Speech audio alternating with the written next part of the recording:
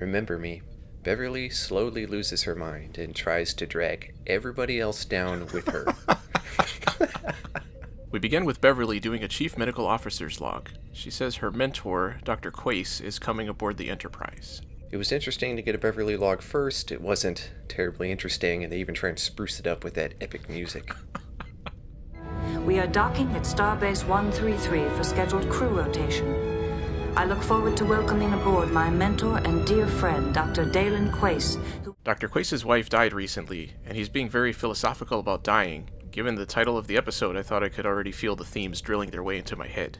Dr. Quace is played by Bill Irwin, who has been very active since the 1950s, mostly as a TV actor. He was in a few episodes of The Twilight Zone, but I really recognized him from Seinfeld.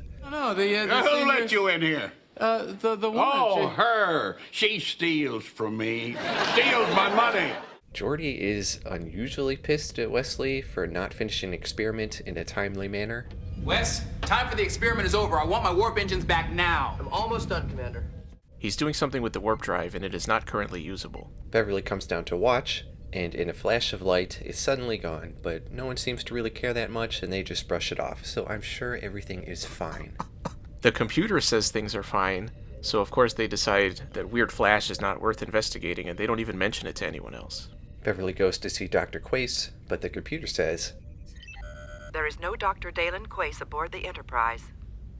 she talks to Worf about it. We get some of the most awkward exposition I've heard in a long time. I was not aware of this passenger. I'm sorry, I thought it was standard procedure for you to be informed after Captain Picard approved passage. It is. Please proceed. And I immensely enjoyed that look he gave her after also asking the computer where Dr. Quace was. "There is no Dr. Dalen Quace aboard the Enterprise." Worf and Data search the ship, and they report to Picard that they didn't find anything while he plays with a space stencil. Beverly says the ship's sensors would not detect him if he were dead. That seems like a big oversight given the situations they constantly find themselves in, and it seems implausible that they wouldn't detect him anyway. I agree. Picard suspects something bigger might be going on because he doesn't remember giving approval for Dr. Quace's visit, and there are no records of Dr. Quace ever even existing. Even O'Brien has no recollection, even though he saw Beverly greet Dr. Quace in the transporter room, and he also shows that his pleasantries are just shallow fluff and not sincere. I asked you if I could help you with anything. All you said was thank you. I said my pleasure or something. Beverly decides to examine O'Brien, and when she tries to call some of her medical staff, she finds that several of them have disappeared as well. And O'Brien's look was almost as good as Worf's. "There is no Dr. Hill or Dr. Solar aboard the Enterprise."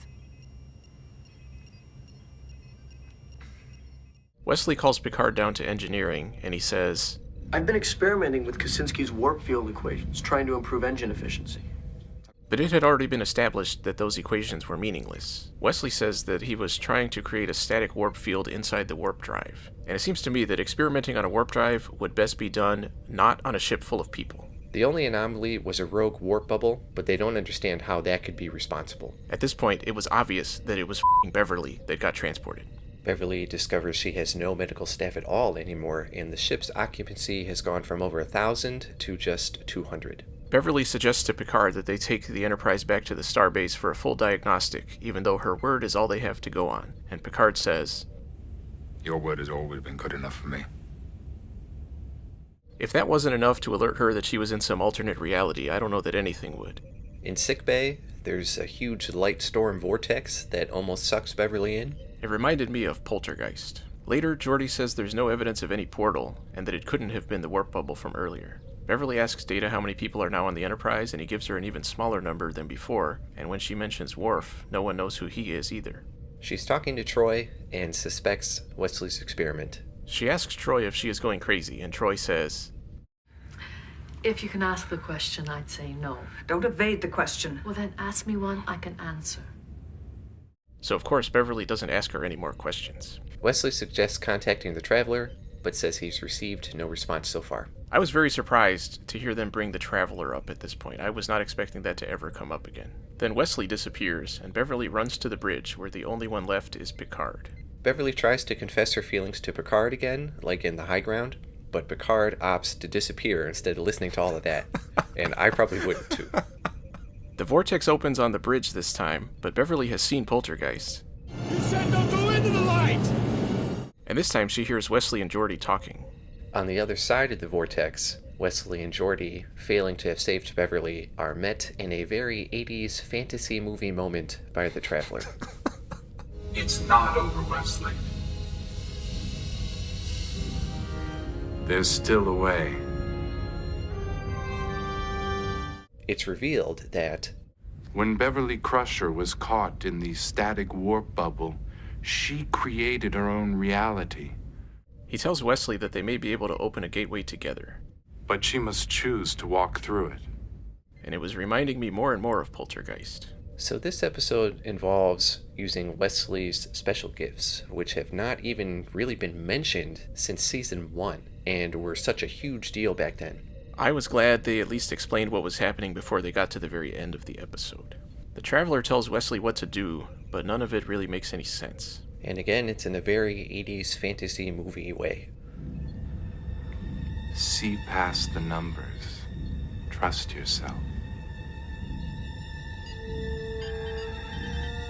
And stupid Beverly finally figures out that she's in the bubble. But if this reality was made from her mind, how were the made-up versions of Wesley and Geordi still able to explain the bubble and what had happened?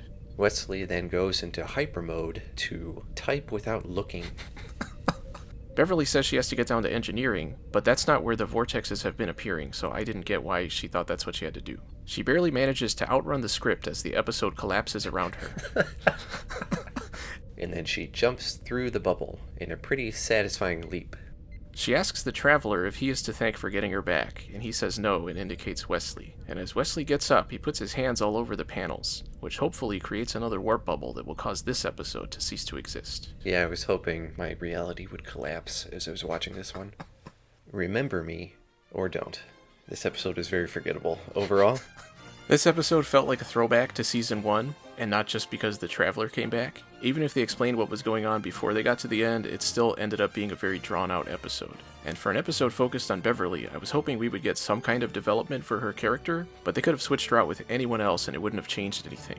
There was literally no depth to any of the characters or situations, and all of the ideas felt not only underdeveloped, but undeveloped altogether. It was kind of cool to see them bring the Traveler back, and I liked seeing Beverly almost do some action-type stuff, but nothing in the entire episode made any sense, especially the references to Kaczynski. I gave it a D+. I also gave it a D+. The beginning was an interesting premise, but like you said, there was no development to it. I would have liked to see more on the reality side of them trying to save her before all the fantasy magic stuff. And instead, we got the most believe-in-yourself mumbo-jumbo I could have imagined. For an episode that was supposedly so based on science, this one had an awful amount of magic in it. Beverly having to explain everything out loud the entire time was pretty dumb, and is also indicative of the weak writing, not helping my indifference towards Beverly.